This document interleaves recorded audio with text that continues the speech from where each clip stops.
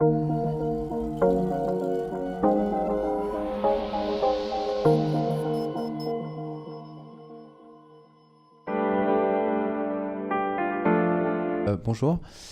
Donc, je vais vous parler de conversion, alors pas d'inversion, parce que sinon je vais me faire taper sur les doigts.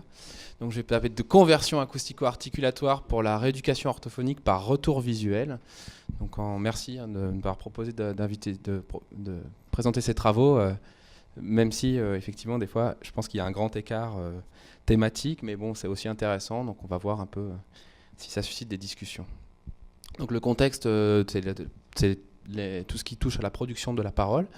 Et donc la production de la parole, c'est un processus moteur complexe qui commence dans le cerveau. Et puis on a notre système nerveux central qui envoie des informations au périphérique pour mettre en mouvement un certain nombre de muscles, qui mettent en mouvement notre activité respiratoire, qui envoie l'air qui se met en forme au niveau du larynx, et qui aboutit à la mise en mouvement des différents articulateurs de la parole, qui sont la langue, les lèvres, le voile du palais, la mâchoire, pour arriver à un signal acoustique. Donc la plupart de mes recherches portent sur faire des technologies qui exploitent non pas uniquement le son, mais différentes modalités de la parole, de l'activité nerveuse du cerveau jusqu'à par exemple l'activité articulatoire. Voilà. Et donc aussi de modéliser tout ça. Et aujourd'hui, je vais vous parler de conversion acoustico-articulatoire. Donc on va partir du son pour revenir au mouvement articulatoire. C'est en ce sens-là où on peut parler des fois de problèmes inverses. On va voir que dans notre cas, ce n'est pas tout à fait le cas. Et le contexte applicatif est le suivant. On se place dans une situation de rééducation orthophonique d'un trouble de l'articulation qui est lié à un mauvais positionnement de la langue. Donc parle mal, lié à un mauvais positionnement de la langue. Et ça peut être le cas. Enfin, il y a plusieurs pathologies qui peuvent impliquer différents troubles. Ça peut aller des troubles très très simples comme un zozotement jusqu'à des troubles plus compliqués lorsqu'on sort d'un cancer de la langue et qu'on a fait une ablation totale ou partielle partielle de la langue. Et donc on a une modification de l'articulateur qui fait qu'on se met à mal parler, qu'il faut recalibrer tout ça. Donc dans ces cas-là, on va chez l'orthophoniste, et qu'on soit petit ou adulte, l'orthophoniste nous dit ce qui serait bien, c'est que vous reculiez votre langue, que vous abaissiez l'avant de votre langue, et ou que vous releviez l'arrière de votre langue pour faire tel ou tel son. Et ça, c'est compliqué de transformer les indications de l'orthophoniste en une représentation articulatoire mentale et de mettre en mouvement notre articulateur. Pourquoi ? Parce qu'on a une conscience limitée de cet articulateur qui est pourtant si important dans le temps et dans l'espace. Alors, depuis quelques années, apparaît un paradigme de rééducation qu'on appelle le retour visuel articulatoire. Alors, c'est tout simple, hein. L'objectif, c'est de capturer et de traiter l'activité articulatoire d'une personne, d'un patient en situation de rééducation, et puis de lui fournir, sous une forme visuelle la plus intuitive possible, ses propres mouvements articulatoires. Hein. On espère mettre en place une espèce de boucle sensorimotrice dans laquelle la personne perçoit ce qu'elle est en train de faire, elle n'avait pas idée de ce qu'elle faisait, et puis elle se met à intégrer cette information, et puis elle corrige son trouble, et puis on rentre dans une espèce de cercle vertueux comme ça. Donc c'est le paradigme du biofeedback en médecine qui est utilisé dans d'autres domaines. Dans le cadre de l'orthophonie, on va parler de retour visuel articulatoire. Donc l'objectif de ces travaux sur lesquels je focalise aujourd'hui, c'est de concevoir un système automatique qui permet à un patient de visualiser ses propres mouvements articulatoires, et ce en temps réel. Et puis évidemment la recherche fondamentale qui nous intéresse derrière, c'est d'étudier si et comment ce patient s'approprie cette nouvelle forme d'information pour améliorer sa propre production. Mais même si aujourd'hui je vais focaliser vraiment sur l'aspect technique des choses. L'état de l'art, donc c'est pas une idée nouvelle, c'est une idée qui existe dans la littérature depuis à peu près une quinzaine, voire une vingtaine d'années. Et les gens ont commencé par travailler avec des capteurs comme ceci. Donc on appelle ça l'électropalatographie. C'est une matrice d'électrodes qu'on met dans un faux palais. Et puis on met ce faux palais là, et puis quand la langue vient toucher ce faux palais, on a ici des petits schémas qui apparaissent, qui montrent en fait sur une petite matrice 2D qui évolue au cours du temps, la succession des points de contact de la langue avec le palais. Donc si je fais te, ça va taper à l'avant, si je fais que, ça va taper au milieu, si je fais re, ça va taper plus ou moins à l'arrière. Et donc cet orthophoniste ici, en l'occurrence qui est une chercheuse, Joanne Cleland, à Édimbourg, utilise ça pour rééduquer ses enfants qui ont un trouble de l'articulation. Alors ça c'est bien, sauf que ça ne marche que si on a des points de contact entre la langue et le palais. Et donc, par exemple, quand on fait une voyelle, par exemple, A, ma langue ne tape pas contre le palais, donc du coup, ce système-là ne marche pas. Depuis plusieurs années, les gens se focalisent sur une autre technique qui est l'utilisation de l'échographie. Donc, on utilise une sonde qui est typiquement la même que celle qu'on utilise en obstétrique. On la place sous la mâchoire du locuteur et on obtient une image dans le plan médio-sagittal de la langue en temps réel pendant la production. Donc, on torture les enfants en leur mettant ce genre de casque-là, et puis on leur fait visualiser en temps réel ou de façon consécutive ce qu'ils ont fait, ce qu'ils auraient dû faire, en espérant qu'ils intègrent cette information. Donc l'approche par échographie, elle a donné lieu à tout un tas de littérature où on a essayé de rééduquer différents troubles de l'articulation. Je ne vais pas rentrer forcément dans ce cas-là, mais globalement, on a ici une littérature qui est composée de la plupart du temps d'études de cas, avec un impact globalement positif du retour visuel par échographie. Alors une partie de notre recherche, je ne vais pas en parler ici, je le mentionne juste, c'est d'essayer de passer à l'échelle en essayant de mener plus qu'une étude de cas, une étude de cohorte, où on utilise, c'est le projet Révision qu'on mène ici au Gypsalab avec nos partenaires, voilà, où il y a une étude clinique en ce moment qui est en train d'être faite dans le cadre du traitement de la glossectomie. Alors cette approche-là, elle est intéressante, l'approche par échographie, elle a deux problèmes principaux. Le premier, c'est qu'il faut s'équiper d'un capteur qui est quand même coûteux, c'est-à-dire un échographe. C'est quand même aujourd'hui quelque chose qui coûte quand même entre 3 et 5 000 euros. Et donc, et puis en plus de ça, on a un dispositif qui, certes, est non invasif, mais enfin, on envoie quand même une onde ultrasonore dans le conduit vocal. Ça peut poser certaines questions. Le deuxième problème, c'est que la langue, ici, n'apparaît sans aucun contexte. C'est-à-dire qu'on voit une espèce de ligne blanche dans une image très bruitée. On ne sait pas où sont les dents, on ne sait pas où sont le palais, donc c'est difficile d'appréhender cet objet dont on n'a pas conscience. Alors, donc nous, on développe en parallèle de ces recherches sur le retour visuel par échographie, on travaille sur une deuxième approche qu'on a appelée par conversion acoustico-articulatoire. Donc cette fois-ci, l'objectif, ça va être d'estimer automatiquement les mouvements articulatoires d'un patient en situation de rééducation, uniquement à partir du signal acoustique, donc de son signal vocal, qu'on va capturer à l'aide d'un simple microphone. Du coup, ça coûte beaucoup moins cher. Et l'objectif, ça va être de rendre ces mouvements articulatoires de façon contextualisée, c'est-à-dire de permettre aux patients de voir non pas seulement uniquement la langue, mais le palais, et puis les dents, les lèvres, etc.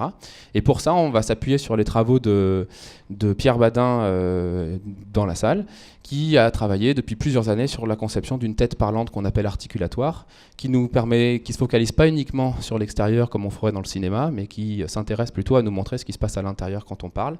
Et donc je vais juste très très rapidement, en essayant de ne pas massacrer ces travaux, essayer de vous expliquer comment on construit une tête parlante comme ça. Alors cette tête parlante, en fait, c'est un assemblage de plusieurs flux de données, de plusieurs types de données. On part de notre collègue préféré, on le passe dans l'IRM. De l'IRM, on récupère, donc c'est de l'IRM statique, 2D, et puis on va récupérer les positions de langue donc c'est l'IRM statique, 3D, pour différents plans. On va récupérer les positions de sa langue et des autres articulateurs pour différentes phonèmes du français.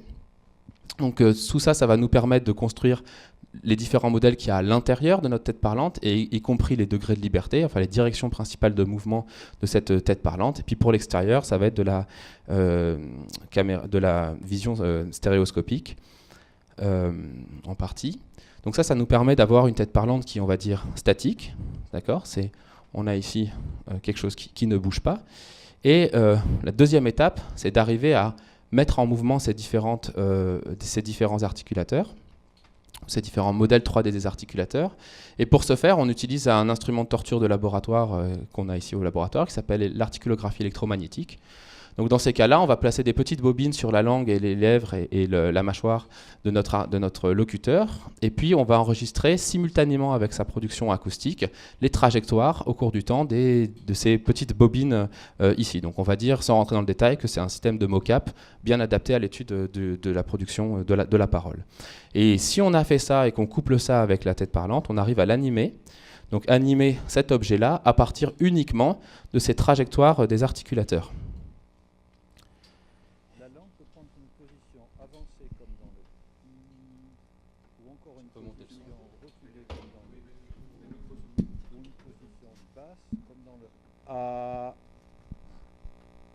La langue peut prendre une position avancée comme dans le I, ou encore une position reculée comme dans le ou une position basse comme dans le A. La Très langue bien. peut prendre une... Hop, donc voilà. Donc ici on a une tête parlante. Donc ici ce que la vidéo que vous avez vue, c'est une tête parlante qui est animée avec les données originales, donc des données enregistrées par notre collègue. Donc une fois qu'on a cet outil magnifique qui permet de visualiser des mouvements de langue en contexte, la question est donc de l'animer à partir de la voix de n'importe quel utilisateur. Donc l'utilisateur, on va lui donner le nom de locuteur source. On va prendre ce bambin ici. Donc il a un microphone et on enregistre la production vocale. Alors je ne vais pas vous rentrer tout de suite, on va éliminer le problème de l'encodage du signal acoustique. L'encodage du signal acoustique, ce qui nous intéresse dans la production de la parole lorsqu'on travaille en termes d'articulation, c'est l'enveloppe spectrale. L'enveloppe spectrale, on la code, il y a plein de techniques pour coder l'enveloppe spectrale. On prend une technique assez simple, très utilisée dans le cadre de la reconnaissance automatique de la parole, qu'on appelle l'analyse Mel-Kebstral. Et donc MFCC, ça veut dire Mel Frequency Kebstral Coefficient. Donc c'est grosso modo, toutes les 5 millisecondes, on fait naître le signal sur 20 millisecondes, on considère que c'est stationnaire, on fait une décomposition et on aboutit à un jeu de 13 coefficients, 15 coefficients, 20 coefficients. Voilà, donc c'est très utilisé. Donc d'un côté, je vais mettre quelques notations. Ici, on va appeler, vous verrez pourquoi tout à l'heure, on va appeler ce jeu cette séquence de données comme la réalisation d'une variable aléatoire qu'on va appeler grand Z. Et puis de l'autre côté, on a notre locuteur de référence dont on sait qu'on est capable d'animer la tête parlante si on est capable d'avoir des trajectoires, des paramètres articulatoires de la langue, des lèvres et de la mâchoire. Et donc cet vecteur de données, on va appeler ça grand Y, toujours comme réalisation de variables aléatoires. Alors, nous, on ne sait pas, on n'est pas très bon en physique ni en mathématiques. Alors du coup, lorsqu'il s'agit d'aborder un problème de régression comme celui-là, c'est-à-dire de régresser Z vers Y, eh ben, on va faire du machine learning, c'est-à-dire cette branche des mathématiques ou du computer science, ou je ne sais pas où il faut le mettre, qui permet d'apprendre automatiquement des comportements à partir d'une base de données d'exemples. Donc si on part du principe qu'on a une grande quantité de données de notre locuteur ici, qu'on est capable de l'aligner, je vais vous expliquer dans un instant comment, avec des données de notre locuteur de référence, on va utiliser, le machine learning nous donne différents algorithmes pour mettre en relation ces deux espaces de données. Donc on peut faire des réseaux de neurones, c'est très à la mode en ce moment. Bizarrement, dans ce cas très précisément, ça ne marche pas bien, on en discutera pourquoi. Et en parole, on utilise souvent quelque chose qu'on aime bien, qui est la régression qui sont les modèles de mélange. Et notamment un qu'on appelle ici Gaussian Mixture Regression, donc la régression par modèle de mélange gaussien. Donc je vais essayer de vous rappeler très rapidement le fonctionnement. C'est pas très compliqué. Ce modèle se base sur ce qu'on appelle un GMM, Gaussian Mixture Model. Donc il s'avère ici que c'est un modèle qu'on peut qualifier de modèle probabiliste ou modèle graphique, en l'occurrence modèle génératif. Donc on peut ici voir la représentation sous la forme d'un modèle graphique, avec des variables observées et puis des variables latentes. Donc un modèle de mélange de Gaussien cherche à modéliser la densité de probabilité conjointe d'observer simultanément l'entrée et la sortie, x étant l'entrée et y étant la sortie. Ici, si on définit cette variable j qui est la concaténation de nos données d'apprentissage ici, un modèle de mélange Gaussien s'écrit comme ça. D'accord ? Donc c'est rien qu'une somme pondérée de lois normales qui prennent leur valeur dans l'espace conjoint entrée-sortie. Voilà, donc ça c'est vraiment c'est un modèle de mélange parce qu'on mélange des composantes, et c'est un modèle de mélange gaussien parce que ces composantes sont gaussiennes. Voilà, mu étant le vecteur de moyenne et sigma le vecteur de covariance, défini comme suit. Vecteur de moyenne, concaténation des vecteurs de moyenne entrée-sortie, et matrice de covariance, donc la matrice de covariance de l'entrée et de la sortie avec les matrices de covariance par modalité, et puis les matrices de covariance intermodalité, ici sigma xy et sigma yx. Voilà, donc ça c'est un modèle assez classique voilà, pour modéliser ce type de données-là. Il a l'intérêt, pourquoi il est utilisé en parole? Parce qu'on sait que la parole est quand même organisée par cluster. On a quand même un code phonétique qu'il faut transmettre. Donc on a des A, on a des I, on a des OU. Donc finalement, qu'est-ce que va faire ce modèle? Quelque part, ce qu'on peut espérer, c'est qu'il mette des composantes ici, des gaussiennes, à des endroits de l'espace et qu'il fasse des régressions linéaires, parce que localement, la régression, on va la voir, elle est linéaire, mais donc il la fasse de façon différente à différents endroits de l'espace, acoustico-articulatoire. Voilà. Donc on va voir un peu ce qu'il en est. Et donc les paramètres de ce modèle-là, une fois qu'on a une base de données d'apprentissage qui met en regard X et Y pour plein d'observations, on est capable de les estimer automatiquement avec une classe d'algorithmes classiques pour les modèles graphiques qu'on appelle les algorithmes EM pour Expectation Maximization. Donc je ne vais pas forcément rentrer là-dessus. Mais disons que si j'ai une base de données d'apprentissage, je peux estimer mu, je peux estimer sigma et je peux estimer donc les probabilités a priori, ici PM. Alors une fois que j'ai appris ce modèle, ce qui m'intéresse c'est de régresser X vers Y. Et alors là encore, bon, je vais pas forcément détailler les équations qui ont vraiment rien de très compliqué, mais il y a plusieurs manières de faire l'inférence, mais une des propriétés des modèles de mélange gaussien, c'est que si la probabilité conjointe d'observer X et Y est gaussienne, la probabilité conditionnelle d'observer Y sachant X est gaussienne aussi. Et la moyenne de cette probabilité conditionnelle et la matrice de covariance de cette probabilité conditionnelle, elle est connue en closed form. Et donc, cette propriété-là, elle est hyper intéressante parce qu'elle nous permet de définir une estimée de la sortie comme étant l'espérance mathématique de la probabilité conditionnelle de Y sachant X et qui prend cette formule en closed form. Et alors en fait, bon, si on regarde rapidement, j'ai essayé ici de vous mettre une interprétation graphique de ce truc-là. En fait, l'idée est assez simple. Si je vous donne ici X en entrée et qu'on cherche le X de t et qu'on cherche le Y de t en sortie, quelque part, ce qu'on va essayer de faire, c'est de se placer dans une des différentes composantes du modèle. La probabilité d'appartenance à une composante, comme dans un modèle probabiliste, elle est donnée ici par une probabilité a posteriori. Quelle est la probabilité d'assigner la composante M à la donnée X? Pareil ici, il y a rien, ça se calcule complètement en closed form. Et puis, une fois que je me suis mis dans une composante, je calcule ma distance par rapport à la moyenne de cette composante. La distance par rapport à la moyenne de la composante, je peux la convertir de l'espace d'entrée à la distance de la moyenne à la même composante dans l'espace de sortie grâce à la matrice de covariance. Puisque c'est vraiment ça la matrice de covariance. Et donc on obtient ici une formule de régression assez intuitive qui nous permet de régresser X vers Y. Voilà, donc si je fais ça, je suis capable de passer de cette fois-ci Z en Y en entraînant un modèle de mélange gaussien entre l'espace des Z et l'espace de Y.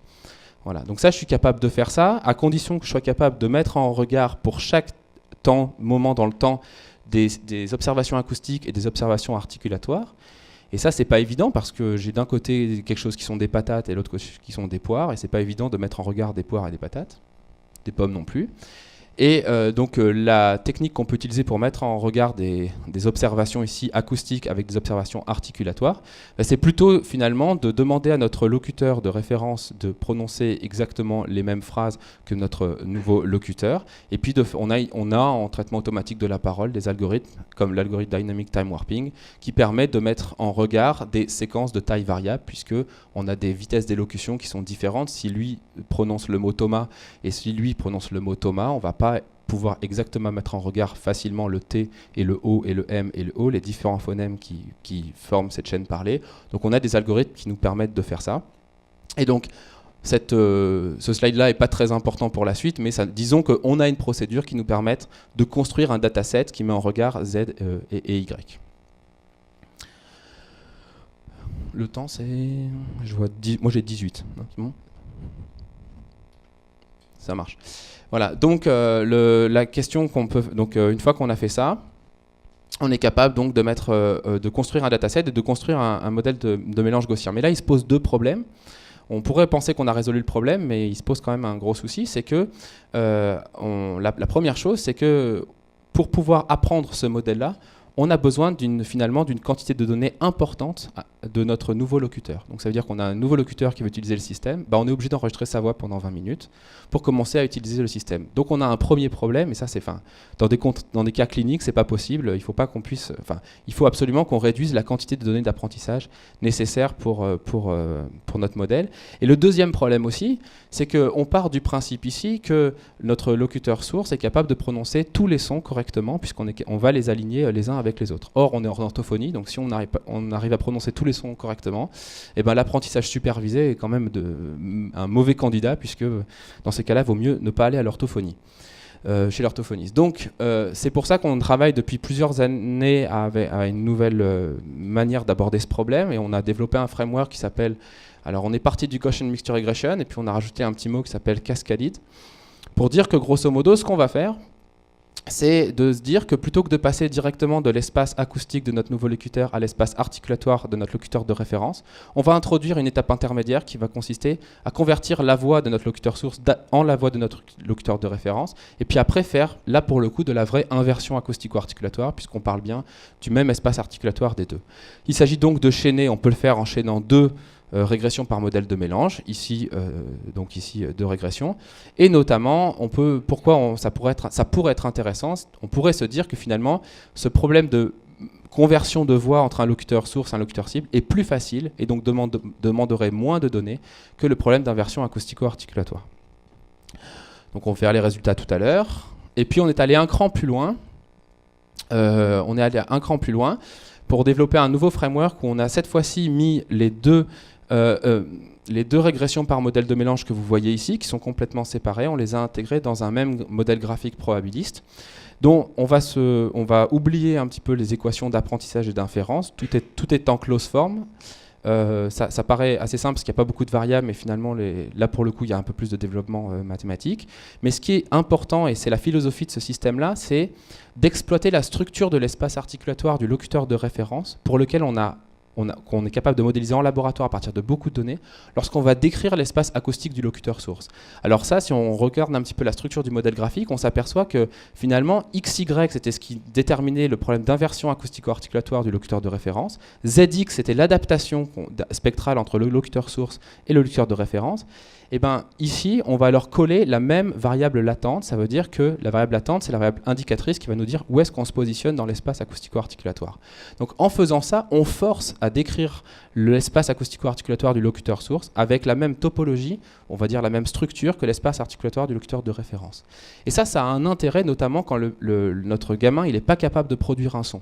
Parce que si on s'imagine ici qu'on est dans l'espace acoustique articulatoire, qu'on n'a que l'acoustique de notre nouveau locuteur, alors qu'on a l'acoustique et l'articulatoire de locuteur de référence.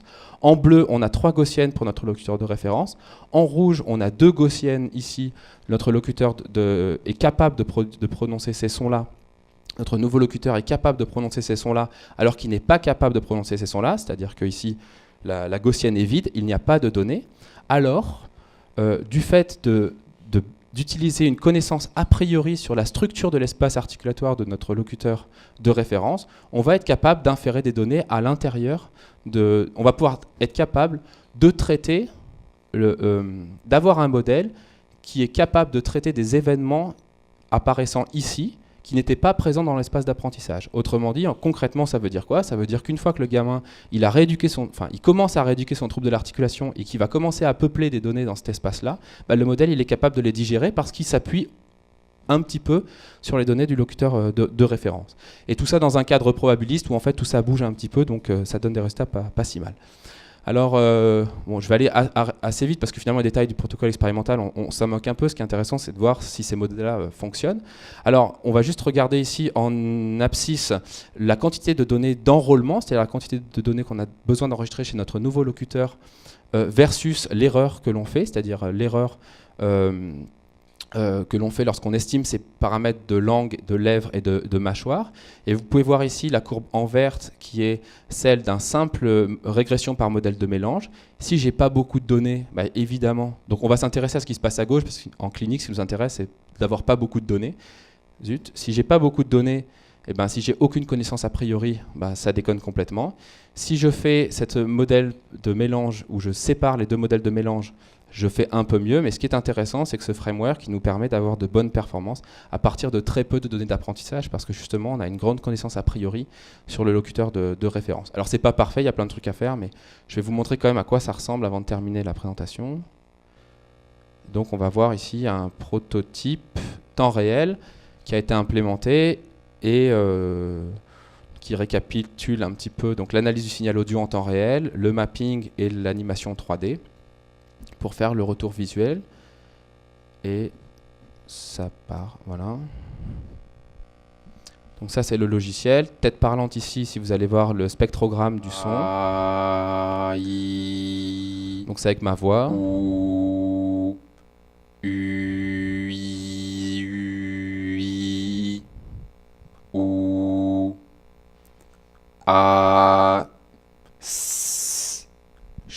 Donc le défi pour les consonnes était un peu plus compliqué. A, K, ou, sou, ou, chou. Donc on peut regarder au niveau des labiales aussi ce qui se passe. Ama, ava. Voilà, on voit la lèvre inférieure qui vient sous les dents. Voilà, donc on a donc ici fabriqué un système de retour visuel qui est basé sur la conversion acoustico-articulatoire par apprentissage statistique et sur une tête parlante articulatoire. On a développé un framework pour ça qui utilise une connaissance a priori de façon probabiliste sur un locuteur de référence.